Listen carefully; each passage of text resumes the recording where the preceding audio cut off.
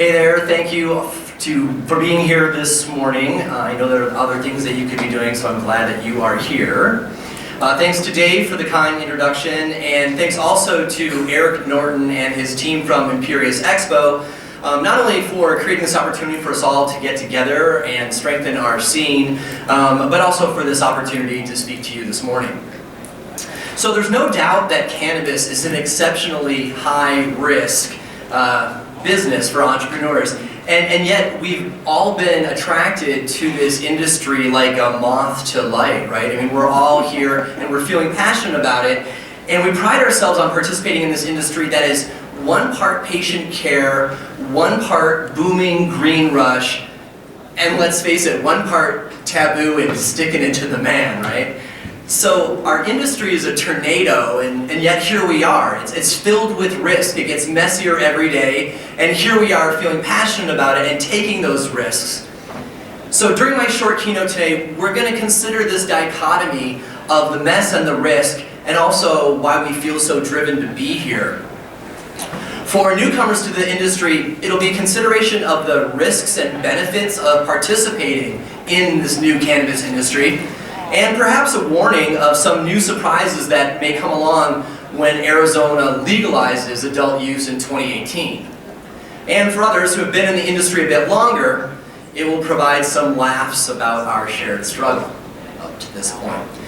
So first, let's start with the risks. Let's look at what we're really talking about here. Well, first and foremost, what we hear from people all through the expo this weekend is people are afraid of running out of money. One of the questions that we hear on and on in the panels is that people are like, I know I've got raised this much money, I need to do everything I need to do for that amount of money, and yet the numbers often don't pencil out.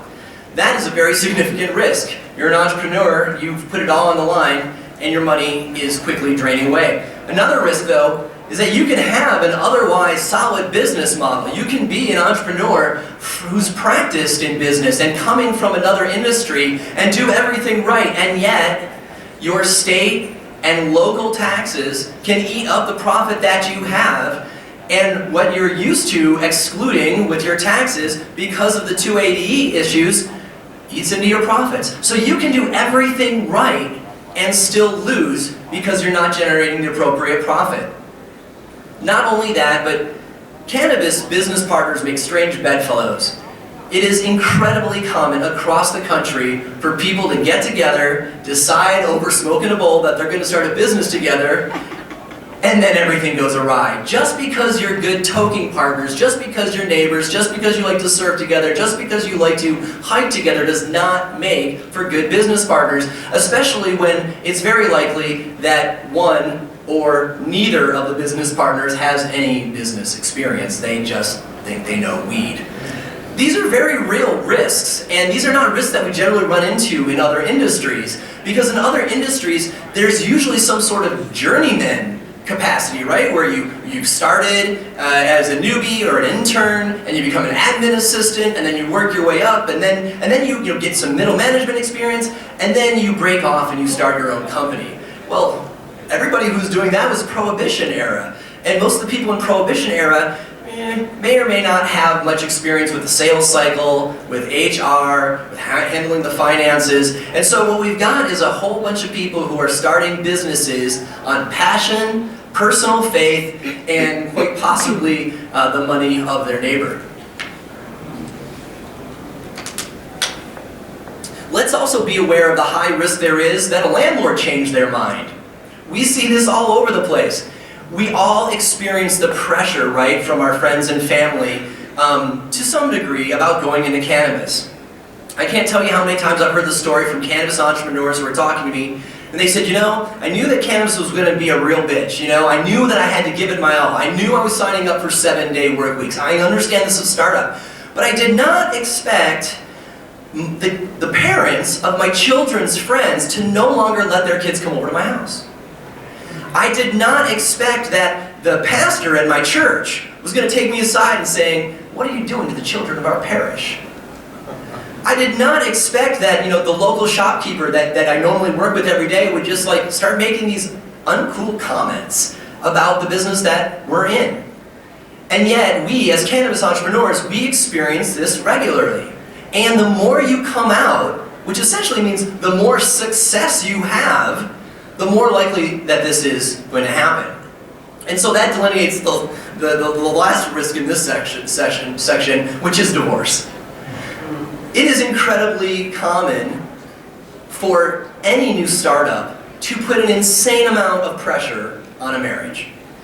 And even if both people in the marriage are part of the cannabis company, and maybe sometimes even more if they are, it puts pressure on all of our relationships. Our time with our kids go down, our time with our spouse can sometimes go down, and if you work with your spouse, your off time, you're often talking about how to have the cannabis company not crash. It is astonishing as I travel the country to talk to in the different rec states to hear people say, yeah, well, I have a lot more time now to invest in my company because I'm separated from my significant other. These are all very significant risks, and yet all of the risks that I've given you so far are things that can happen to any startup. It's just turned up to 11 when it comes to cannabis. So then let's talk about the cannabis-specific risks. One of the most common is that you have put together this fantastic plan for a marijuana grow, and you have got your strains all figured out, and you know where you're getting your genetics, and you are ready to go, but then there's a hitch, right? And it changes from state to state, but it kind of smells like you didn't win the lottery to get a license. Or perhaps you didn't get approved for some crazy reason that they may not even tell you, because most of these decisions are made in a black box of bureaucracy. And then, also, maybe they have, maybe they're misreading a felony that you used to have. Maybe it's for producing cannabis. And now you're trying to go legit. You're going to leave your black market days behind you and bring your excellent skills to the legal market. And they're like, we know that the laws say that we're not supposed to look at those, but we're still going to put somebody else in line in front of you. These are all risks, and these are risks that affect us every day and are become a part of our lives because we're choosing in to this high-risk industry.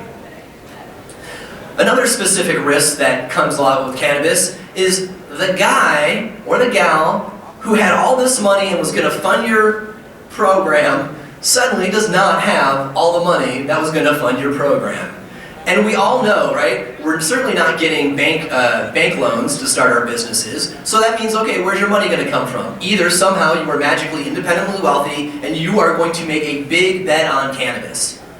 Or perhaps you've got some friends that you play sports with, or your neighbors, or they're at your church or wherever, and you talk to them and they're all like, they see dollar signs of the magical green rush, and they're like, I don't want to be left behind. I remember when I missed Google, right? And they're like they want to prove the world right this time. They want to show that they smelled the money when it was happening. And so they tell you, I've got this money, I'm selling this other business, I'm selling this painting, I'm selling whatever. I'm getting inheritance. There's a good one too. And they tell you, you can have all of it for your business. So you start work. So you go ahead and you start banking all of this work, and you start putting in 7 days a week, and you start to make promises to your allies. You start reaching out and making new networking friends, all on the idea that you're creating this inertia, and then when that check is received and transferred to you, you're ready to go. Then the day comes, you've got everything all set up, you're calling them, we're ready, we're ready to build it, we're ready to put the order in for the parts from China, we're ready to sign a lease, and they don't get back to you for 3 days, a week. And you realize that the person that you were depending on for the linchpin of your business plan has evaporated. And they're embarrassed, so they don't want to talk to you. And it really doesn't matter at this point what their excuse is or what their reason is, because it's already done. And all the work that you've put in, your 7 days a week, is flushed out. This is depressing stuff. And we all know that we see it all around us in this scene. There are more companies that are vaporware than there are actual companies in our industry at this point. And we all really hope that we're not going to be the one, but we also happen to know that it can happen to anybody because we've seen it happen to good folks. So even outside of maybe things in your business plan, you know, all over the country, as cannabis legalization is getting more real and more tangible, a lot of counties are just freaking out and establishing moratoriums. So suddenly, out of nowhere, where you live is no longer allowing cannabis growing, cannabis companies, cannabis retail, and you know, 9 people on your local county board suddenly makes the change like that. I'm still not perfectly clear how in the world a state can legalize marijuana and a county can then say, except here. It just seems wrong to me, but it happens all the time. Oregon, Washington, California, and I'm assuming it's happening here in Arizona. But if it's not, as you move towards recreational and people start to see the difference between medical and recreational, they just start to smell a different vibe, I'd say that you can expect it. You can also be expected that neighbors of grows will start doing whatever they can to kind of push your buttons and push you out. You know, in the city, it's challenging and important to make sure that your exhaust doesn't smell like cannabis, right? Alpha and beta pining has got a smell to it that not a lot of people are familiar with, or if they are, they're familiar with it, and they either, well, probably like most of us, are like, who's smoking the day, right? And for us, it smells good. But for a lot of people, they smell that, and it smells like the bad guys. It smells like the criminals, and they don't want that smell anywhere near their house. And so if you live in the city and you're growing indoors in a warehouse, you need to be darn sure that your scrubbers are intact so that you're not smelling up the neighborhood. But similarly, where I live on Vashon Island, you know, we only have agriculturally zoned property. The growers on our island figured, we're good to go. You know, people have got cows, people are growing all sorts of crops. It should be safe here as far as smells go because we've got 5, 10, 15 acres and that shouldn't be a problem. And yet, you have neighbors who just don't care for cannabis. Maybe morally, or maybe they think it has something to do with their kids, and so they just start filing little grievances with the county board. They turn you in, they say, oh, I smell this awful stink, when maybe they smelled it once on a sunny day during your bloom cycle and it wafted their way. Sometimes it's not even about the reality of it, it's about their reaction to it. This is another risk that we have to deal with. And finally, the last one in this section is especially appropriate in Arizona. There's a risk that some giant pharmaceutical firm puts its thumbs on the scale of democracy and plunges $500,000 to influence a state election so they can peddle more opiates and try and corner the market on cannabis before it gets legalized with the people. We all know that cannabis is going to get legalized properly in 2018.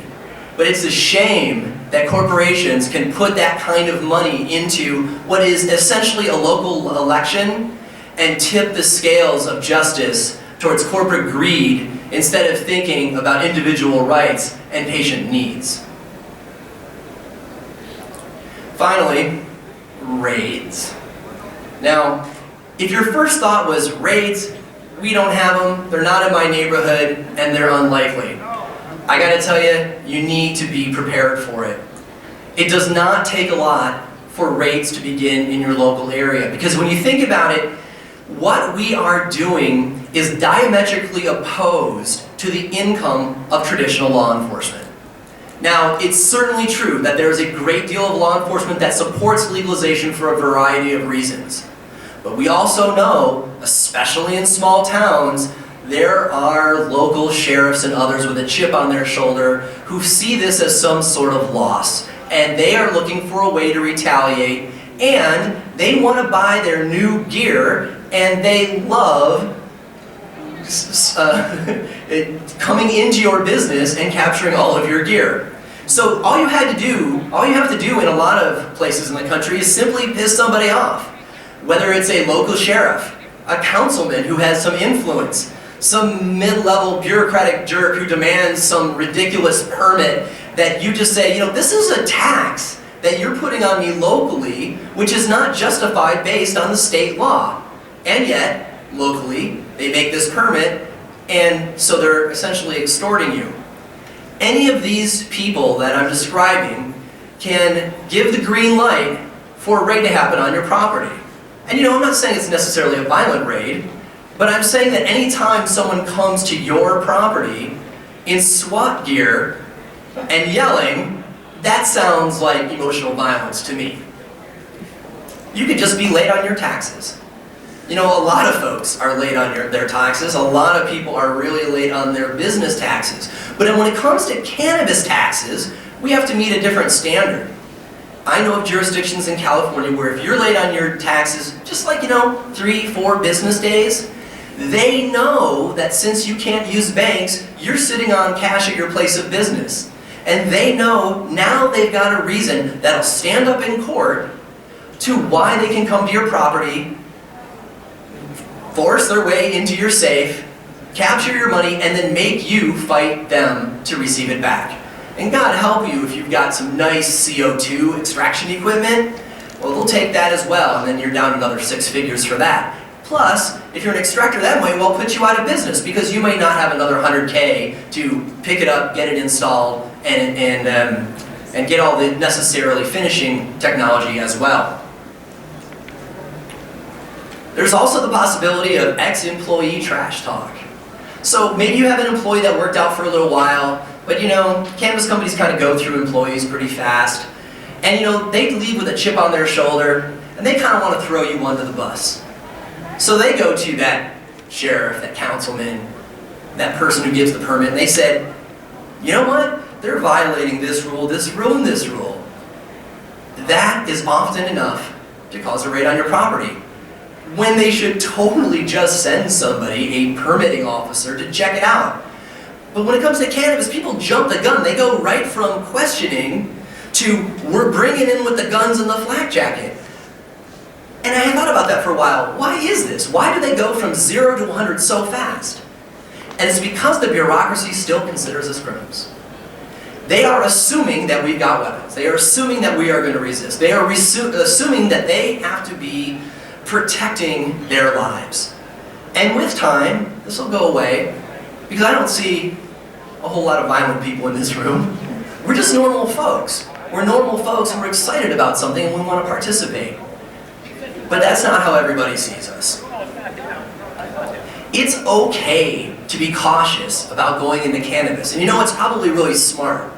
Before you go into cannabis, you should have a real heart-to-heart talk with your family. Spend some time thinking about what your risk tolerance is. You cannot be brave or courageous, though, with some amount of fear. And everybody in this room who has chosen to start a cannabis company is exhibiting courage, because we are moving in a direction that history supports, even though a lot of those in power don't yet recognize it.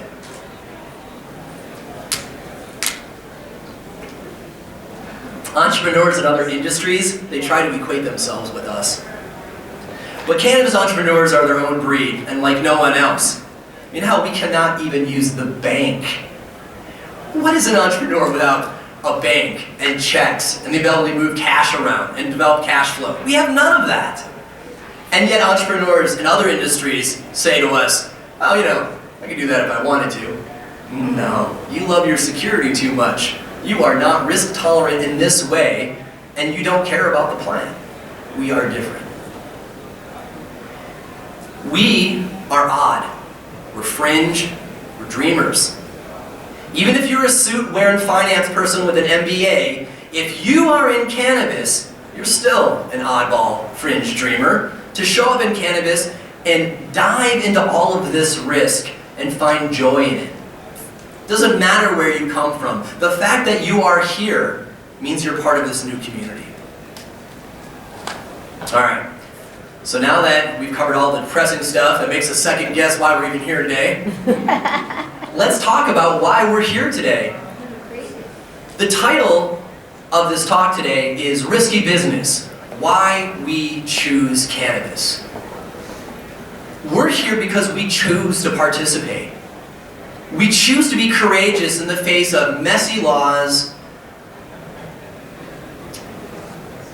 unsteady enforcement, and the judgment that we get from our community sometimes. So for all of this risk and potential headache, what are these rewards that keep us deeply involved and working 7 days a week and potentially risking all of our savings?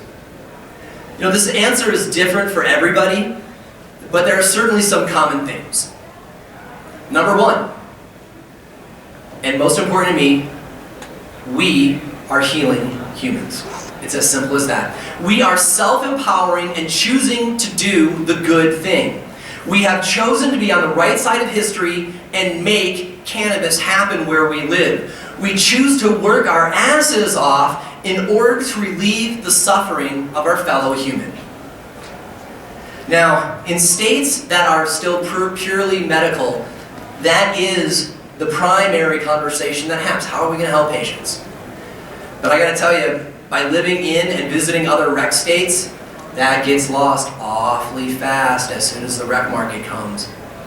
And it splits our scene. There are schisms in our scene between people who are in it because they cared about the plant and they want to heal humans, and people who smelled money and moved into the new industry. They were in tech, and then they were in real estate, and now they're in weed. I'm not really faulting these people, but they're different than us. They're different than the people who are into it because we can help heal each other. Number two, it's just fun. The cannabis industry is the best industry I have ever been in. And I'm one of those people who did tech, the dot-com boom, and real estate. I was a cannabis enthusiast the entire time, and I was educating those around me about how to heal themselves with cannabis, but I also wasn't really all that interested in going to prison. The community that we have created is fun-loving. Our events are way better than any other industry. And how great is it to be able to get together at events like this, get together, compare business strategies, share best practices, teach each other about extraction technology, talk about our favorite strains, trade genetics, and then go up to the roof of the hotel and totally get baked. We are fun-loving people. And even though, you know, I'm in a suit today because it's kind of the role I'm playing as panel moderator and delivering the keynote to you today, we're probably the only industry where we can dress like this and still be considered professionals. It's a damn good time to be in the cannabis industry, and that holds a lot of weight, especially if you've ever done time in a blue chip company or in a cubicle or working for some jerk. Another reason is that for many of us, this is a dream come true, right? I mean, think back to when the first times you were smoking weed with your friends, and it's a summer afternoon, and you're all high, and laying on the grass and looking at the sky, and joking about, wouldn't it be great someday to move somewhere warm, and yeah, we'll just grow weed, and we'll have a really good life, right? Sometimes you're fantasizing about, you know, living in Humboldt County. Maybe it's Hawaii, that's a real popular one. But, you know, since we're here in Arizona, this is pretty boss too. I can see people fantasizing about moving here and growing as well. The point is that growing cannabis is filled with ideals that encourage community, positive relationships within people, and many people's ideals and dreams of fantasies about what life can look like fit right in line with growing cannabis. So not only is growing cannabis and being in the industry fun, and it's been a dream come true for many of us, it's also cool. And cool to a certain extent is the judgment of other people. Because we can know we're cool, but it's different because I love when I tell people that I work in cannabis. So often their response contains a little bit of awe, and I know you've had that experience, right? Because when people find out you work in cannabis, you decide, you see this thing in their eyes where they're like, A, they never really thought that somebody who looks like you might be in cannabis, or that they thought you did this other thing. But more than anything, you can almost feel a little bit of jealousy because you are following your passion and you're choosing to, like we said earlier, kind of stick it to the man a little bit. Which leads me to my last one. Another reason why it's great to work in cannabis is simply because it's taboo. You know, everybody in this room feels and identifies a little bit with being a rebel with a cause, a bad boy or a bad girl, right? We are giving the finger to the man, and maybe our parents, and certainly the whole structure of our society, who has told us for years that good people don't smoke marijuana. Yes, yes we do. And we're going into business. And finally, number 6. Even though there's all the risks that I already delineated, and that's a lot of risk, and you really have to have an insane amount of risk awareness and comfort with risk to even go down this path. But if you do, in addition to it being fun and enjoying yourself and helping patients and being cooler than your friends, there's a chance that you can make some money. The challenge with that, though, is that we all know from states that are already into this that the margins are tight, and a lot of it's eaten up by taxes. And yet there's that promise of being first. And we've seen how being a first mover in industry can equate into large sums of money down the line. And you know, sometimes it doesn't even have to be large sums of money. Sometimes it can just be making enough to get by, but doing it in a way that you can feel proud of. Maybe tons of money will come down the line, but maybe that's a long-term goal. Maybe you're just glad to be taking part in righteous living and righteous income and feel that you're living your life with honor and wanting to help patients and move the ball down the field. So in summary, cannabis is sketchy and risky, and mean people play dirty. The risks that I've delineated are not new to any of you. And there's as much luck involved as there is skill to having success in cannabis. And you may need to try several times to find the right situation or company or business partners before hitting the right opportunity. But I'll tell you this, it's the best game in town. And for many, it's the only game in town. We get to help patients, and we get to be cocky lawbreakers at the same time. And we just might make money. So dream big, help your neighbor, make smart moves, and enjoy this building process every damn day. Because today is the only day we know we have, and building a cannabis business is an honorable pursuit. Thank you.